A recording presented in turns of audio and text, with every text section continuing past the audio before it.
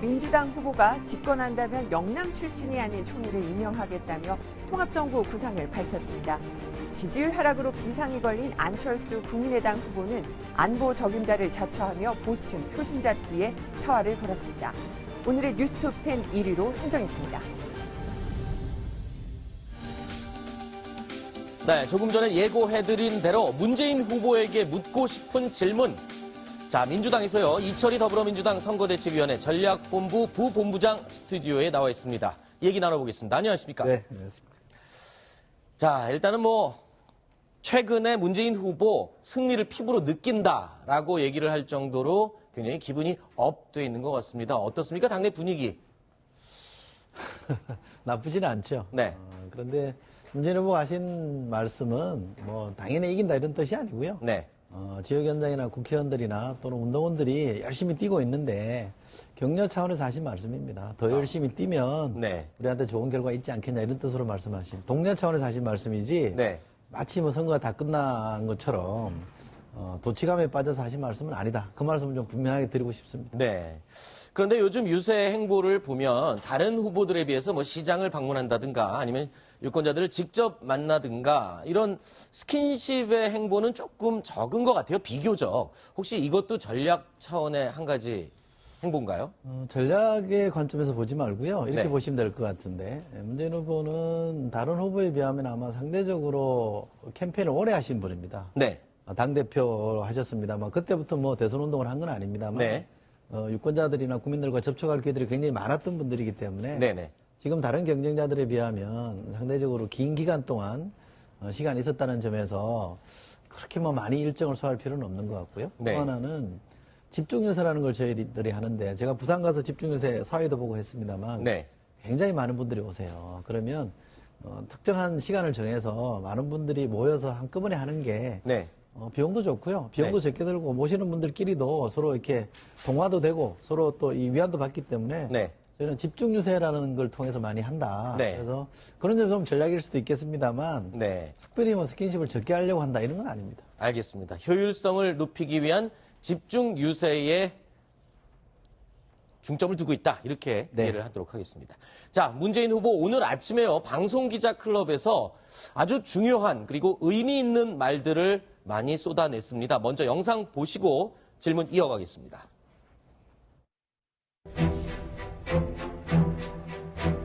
가장 지지가 높고 반대가 적은 것이 저 문재인이기 때문에 제가 지금 1위를 하고 있는 것이고 대세다라는 말도 듣고 있는 거 아니겠습니까? 그렇기 때문에 또 확장성도 가장 높은 후보가 되는 것이고요. 이제는 적어도 합리적인 진보, 개혁적인 보수 이 범주 내에 있다면 지금까지 저와 함께 해왔던 분이든 아니든 심지어 제가 전혀 모르는 분들까지도 함께 할 그런 자세와 용의를 가지고 있습니다. 제가 영남인 만큼 영남이 아닌 분을 초대하는 그런 분을 총리로 모시겠습니다. 예, 제가 염두에 이미 두고 있는 분이 계십니다. 저는 적정한 시기에는 그분을 공개해서 국민들께는 뭔가 좀 가시적인 모습을 보여드려야 하지 않을까. 내각의 구성, 그야말로 통합정부, 대한민국 드림팀 정부를 구성하고 싶습니다. 총리 후보자를 염두에 두고 있는 분이 있다라는 이야기를 언급했습니다. 자, 이 자리에서 제가 이철희 부본부장께 여쭤봐도 이름을 말씀 안 하시겠지요? 안 하는 하실 게 수 있습니까? 안 하는 게 아니라 못 합니다. 네. 저도 모르고 있기 때문에. 그렇다면 어떤 기준을 중점으로 총리 후보자를 보고 계신지 이 정도는 좀 말씀해 주실 수 있겠죠. 딱히 총리만의 기준을 특별히 특정해서 말씀하신 적은 없습니다. 네. 통합정부라는 말에 좀 함의가 들어있지 않나 싶습니다. 우리 사회가 이 갈등하고 분열하고 있는 게 가장 크게 보면 지역이잖아요. 네. 지역, 세대, 이념, 계층 이런 것들을 우리가 좀 많이 얘기를 하는데 그렇게 보면 통합정부라는 거는 그런 분열이나 갈등상을 해결할 수 있는 걸로 가야 되니까 통합이 이루어져야 되는 거잖아요. 그런 점에서 보면 그런 갈등이나 분열을 메꿀 수 있는 사람, 그게 통합의 저는 적임자일 거라고 네. 보고요.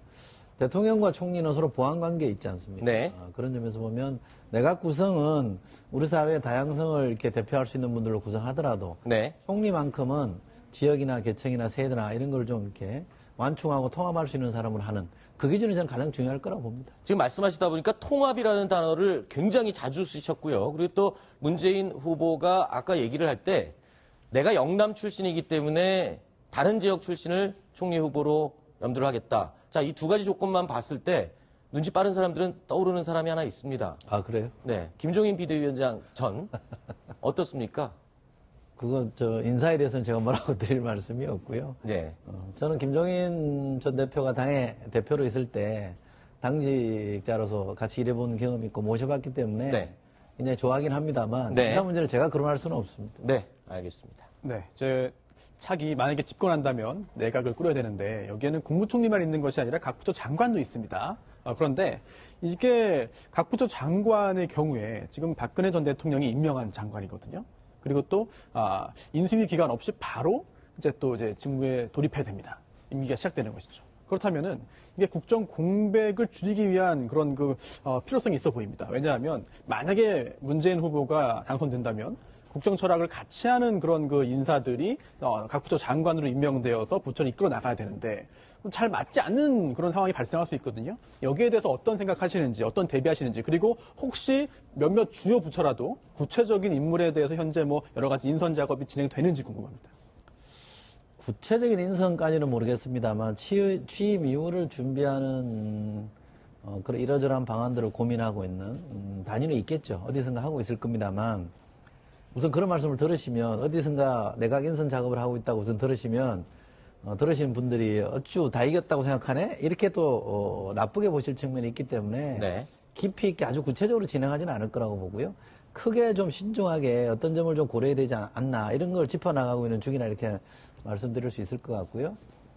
장관들은 국무회의라는 거는 장관이 없으면 운영할 수가 없는 거잖아요. 근데 행정부 의사결정의 최종 단위가 국무회의이기 때문에 국무회의 없이 할 수는 없는 거잖아요. 그러면 당분간 이른바 동거정부라는 게 불가피할 것 같고요. 전임 정부에서 임명하신 분들이 장관으로 어느 정도 역할을 하셔야 되고 그걸 기분 나쁘다고 어느 분처럼 어느 날 다 사표 받아서 다 나가라 이러면 국정이 마비되는 거기 때문에 그렇게 할 수는 없는 건데 네. 대신에 이걸 최소화시키는 게 맞을 것 같고요. 네.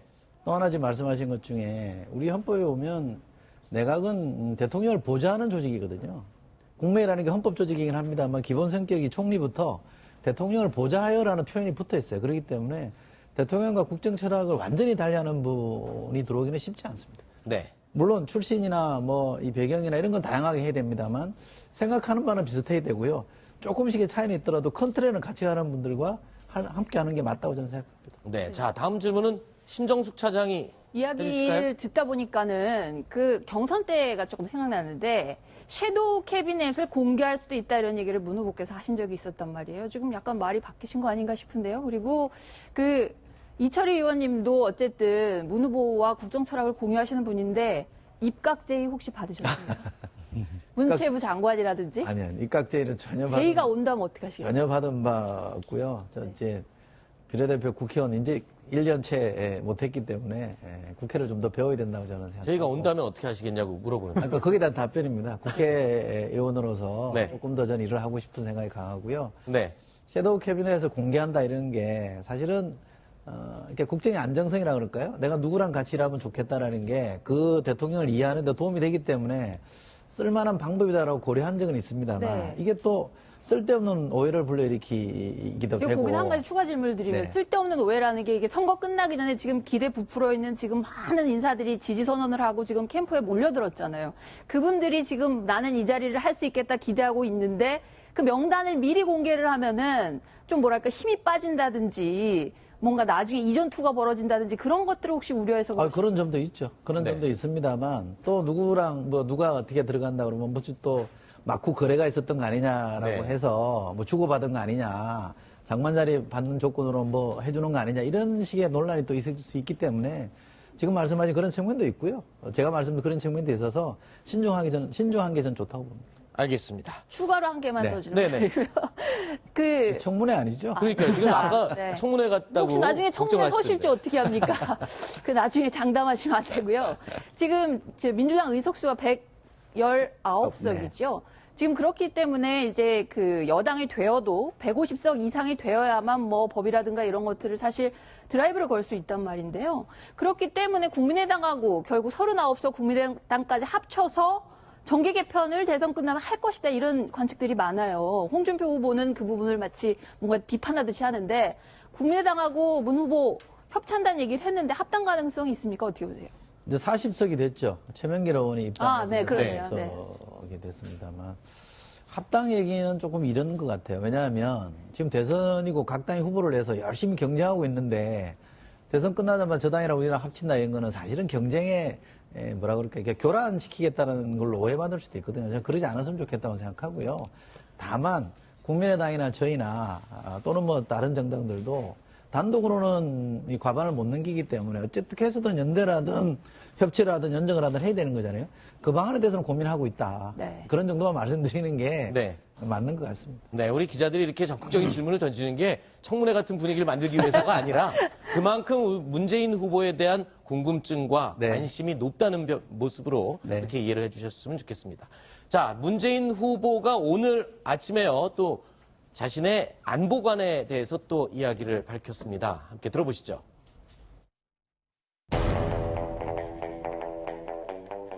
그 시기는 남북 정상회담 직후에 남북 총리회담 또 남북 국방부 장관 회담, 부총리 회담 진행되고 있는 시기였습니다. 16일 당일도 서울에서 남북 총리회담이 열리고 있었고 대통령이 북한 총리와 점심을 함께한 그런 날이었습니다. 폭넓게 북한에 대한 정보를 가지고 여러 가지 소통을 하고 이것이 바람직한 남북관계, 그런 남북관계로 되돌아가야 된다. 이 말씀에는 좀 오해가 없으시기 바랍니다. 우리가 주도해야 된다는 것이고요. 과거하고 달라진 점이 있다면 북한 얘기 아주 고도화되어 있다는 점이 다릅니다. 현실적으로 보면 일단 1단계는 북한의 거의 동결, 추가적인 핵실험을 하지 않고 핵을 고도화하는 노력을 일체 중단하고 2단계로 완전한 폐기로 나아가는 좀 단계별 접근들이 필요할 것이라고 판단됩니다. 다자 외교 틀 속에서 서로가 동의하고 검증해 갈 수 있는 동시행의 단계를 거쳐서 포괄적인 해결에 이르느냐. 외교는 주어진 현실의 토대 위에서 하는 것이죠. 지금까지 다음 정부에 이렇게 넘어서면 미국과 중국과 북한과도 이렇게 대화할 여지가 남아 있고, 저는 우리 미국에 대해서도 이렇게 말씀드리고 싶습니다. 이런 문제, 미국 의회의 통제 없이 정부가 독단으로 강행할 수 있겠습니까? 대화해서 순리적으로 풀어나가겠습니다. 자, 남북 관계는 김대중 노무현 정부 시절이 가장 바람직하다. 그때로 돌아가야 된다. 그러면서 단서를 달았습니다. 오해하지 말아 주십시오. 정확하게 어떤 의미인지 좀 풀어 주십시오. 뭐 그때가 가장 바람직했다 이런 뜻보다는 지금과 비교하면 그때가 더 좋았다 이런 말씀이신 네. 것 같고요. 아까 언급해서 나오신 것 같아요. 총리회담 있었죠. 뭐 경제부총리 회담 있었죠. 국방장관 회담 있었죠. 남북한 간에 다 채널이 가동이 되면서 굉장히 이게 평화 무드가 조성이 됐잖아요. 네. 그런 점에서 보면 남북 관계라는 게 전쟁으로 가는 것보다는 평화로 가는 게 맞으니까 네. 그때 남북 관계가 더 좋았다라고 하는 말씀이신 것 같고, 저는 그 말에 전적으로 동의하고, 우리가 지금 북한이 핵 개발을 너무 많이 나가서 지금 핵 개발을 동결하든지 비핵화로 가야 되는데, 그럼에도 불구하고 우리가 지향해야 될 것은 평화잖아요. 전쟁이 아니라 평화라고 한다면 네. 여러 가지 채널들을 가동하는 게 좋겠다는 뜻으로 이해하시면 될 것 같습니다. 네. 자, 사드 배치 문제 얘기를 안 할 수가 없을 것 같습니다. 지금 이 사드 배치 지금 철회한다는 건지 아니면 진행해야 된다는 건지, 일단은 뭐 지금 배치가 시작이 됐으니까요. 가동이 직전에 지금 앞두고 있는데 어떻습니까? 지금 입장. 오늘 문재인 후보 말씀에도 나왔던 것 같아요. 한미 간에 뭔가 진행한 거를 없던 걸로 어느 날 갑자기 새로운 대통령이 들어와서 나가라 이럴 수는 없는 거 아닙니까? 그래서 조금 현실은 현실대로 인정을 하되, 제가 국방위원회 소속이고요. 네. 지금 더불어민주당 간사라서 사드 문제는 조금 압니다만, 지금 이제 성주에 배치된 이 사드는 임시로 설치한 거거든요. 네. 그래서 이게 아직 완벽하게 원래 정상적으로 설치된 게 아니기 때문에 시간이 좀 걸립니다. 그래서 완전히 불가역적이다, 되돌릴 수 없는 상태까지 간 건 아니거든요. 그래서 네.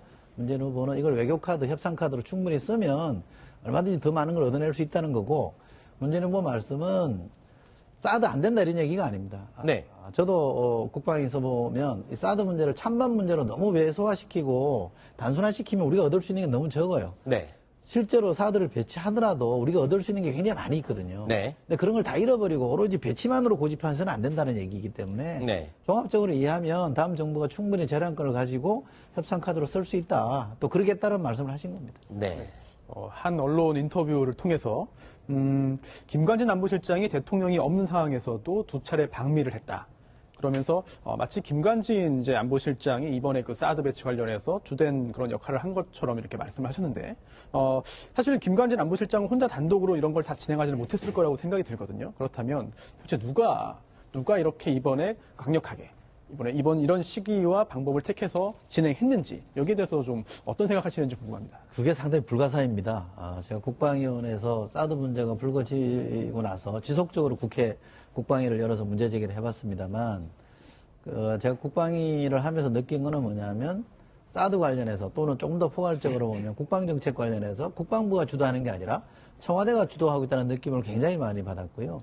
공개할 수 없는 많은 국방부 관리들로부터도 증언을 들었는데, 그걸 뭐 공개할 수가 없었으니까 제가 말씀을 못 드리겠습니다만, 그래서 대통령이 계실 때는 청와대가 주도하는 게 맞았고요. 대통령이 부재함에도 불구하고 안보실장이 상황을 끌어가는 것은 분명한 것 같아요. 그래서 국방부 주변 또는 안보 관련 종사들 사이에서는 국방부 장관보다는 안보실장이 더 세다, 안보실장이 다 한다 이런 얘기는 파다하게 퍼져 있습니다. 그 말씀을 제가 전해드린 겁니다. 네. 배수관 기자 질문해 주시죠. 이번에 4차 TV 토론에서 우리가 여러 가지 모습을 봤는데요. 특히나 일자리 정책을 두고 문 후보께서 유승민 후보에게 정책본부장과 토론하라. 그리고 또 홍준표 후보와는 또 이보시오. 그래서 홍준표 버릇없다. 뭐 이런 여러 가지 얘기도 했는데요. 이러한 문 후보의 발언, 이런 부분에 대해서는 어떻게 좀 일부 또 비판 어떤 지적이 있었는데 여기에 대해서는 또 어떻게 생각하십니까? 문재인 후보가 좀 성찰할 대목이라고 생각합니다. 정책본부장과 얘기하라는 맥락은, 저는 이렇게 이해했습니다. 그러니까, 우리끼리 자꾸 얘기를 여러 번 토론회 때마다 얘기를 주고받았는데, 결론이 잘 안 나니, 우리끼리 이렇게 자꾸 똑같은 얘기를 반복하지 말고, 정책본부장들끼리, 정책 담당자들끼리 얘기를 좀 해보면 좋겠다. 이런 알겠습니다. 뜻이었는데, 예. 전달하는 과정에서 완전히 좀 이렇게 맥락이 다르게 얘기하는 바람에, 네네. 저는 윤석열 후보가 불쾌한 걸 충분히 이해할 수 있다고 생각하고요. 그건 뭐 저는 잘못됐다고 보고, 또 토론 중에 굉장히 화가 나셔서, 안 될 얘기를 저는 홍준표 후보가 했기 때문에 화가 나셨다고 생각하는데, 그게 이제 무심결에 이보시오라는 표현이 나왔는데, 그것도 저는 국민들이 보고 있는 자리이기 때문에 적절하지 않았다고 생각합니다. 네. 그럼 네. 송민순 해고록 관련돼서 한 가지만 좀 여쭤보고 싶은데요. 당시에 어쨌든 간에 뭐 여러 가지 논란이 있었고, 저는 기권 결정 시기 관련돼 가지고 이미 뭐 여러 보도가 났었는데, 그러면 지금 현재 아까도 말씀하셨지만 평안무도였고 지금 또 제재 국면이지 않습니까? 지금이라면 어떻게 결정하실 것 같습니다. 2007년에 저희가 기권한 것 때문에 지금 논란이 많잖아요. 예. 그 전해를 보시면 됩니다. 2006년의 경우에 노무현 그때는 정부가 했었죠. 찬성했거든요. 예, 그 왜 앞에는 두번 안 하고. 찬성했냐면 예. 북한의 핵실험하면서 남북 관계가 굉장히 경색돼 있었습니다. 지금은 그때 못지않게 경색돼 있고 남북국이 대치하는 상황이기 때문에 만약 지금 제 짐작컨대는 문재인 후보가 만약 결정한다 그러면 당연히 저는 찬성하는 걸 결정할 거라고 봅니다. 네. 자, 오늘 제주도로 간 안철수 후보가요, 문재인 후보를 열심히 비판을 했습니다. 영상으로 먼저 보고 이야기 또 이어가겠습니다. 제주 도민 여러분, 대한민국 안보 위기입니다. 안보 불안한 후보는 국민 생명 못 지킵니다. 국민 재산도 못 지킵니다. 이번 대선 안보 불안한 후보 당선되는 것만큼은 반드시 막아야 하지 않겠습니까? 저 안철수 강한 국방력으로 위기의 파도를 넘어 한반도 평화 반드시 지켜내겠습니다. 저 안철수와 함께 해주시겠습니까, 여러분?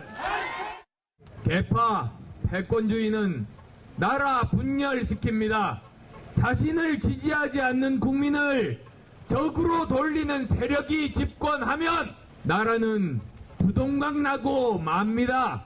자신과 다른 생각 이야기한다고 아랫사람이랑 상대하라고 호통 치는 후보가 대통령 되려고 합니다. 대통령 되면 역사상 최악의 불통 대통령 될 겁니다. 동의하십니까? 동성결혼 합법화 반대합니다. 동성애는 찬성 또는 반대, 허용 또는 불허 사안이 아닙니다. 자, 이 세 가지 정도 이야기가 나왔는데요. 마지막에 이 동성애 찬성 반대 관련해서 뭐 반박을 하실 부분이 있으면 좀 해명을 해주시죠. 저 안철수 후보의 저 부분에 대해서는 동의합니다. 아, 예. 어떤 부분이요? 아니 뭐 찬성 반대할 문제가 아니라고 네. 말씀하신 거 있잖아요. 근데 그 토론회에서는 동성애는 반대하는데 차별은 있어서는 안 된다. 이런 취지의 얘기를 해주셨거든요. 저희 문재인 캠프가 그걸 좀 해명을 했는데요. 첫 번째 네. 질문, 홍준표 후보 질문은 군대 내 동성애에 관해서 질문이었어요. 두 번째 질문이 이제 군대 내를 빼고 동성애를 물어본 건데 사실 군대 내 동성애 문제는 이거는 최고 국군 통수권자로서 어떻게 할 거냐라고 받아들이면 지금으로서는 허용하기 어렵다는 말씀을 하신 것 같고요. 그냥 일반 동성애에 대해서는 이거는 뭐 허용하고 말고의 문제가 아니죠. 그러나 동성혼에 대해서는 분명히 반대하는 입장을 말씀하셨고 포괄적으로는 어떠한 경우에도 차별은 안 된다라고 선을 그으셨기 때문에 약간 맥락상에 약간 좀 부족한 부분이 있었습니다만 정리하면 그런 얘기라 네, 알겠습니다. 지금 안철수 후보랑 생각이 다르지 않을 겁니다. 자, 그러면 개파 패권주의에 대해서 굉장히 강력하게 안철수 후보가 비판을 했는데 이 부분에 대해서도 좀 해명을 해주시죠. 개파 패권 저도 이 당에서 정치 활동을 하고 있고요.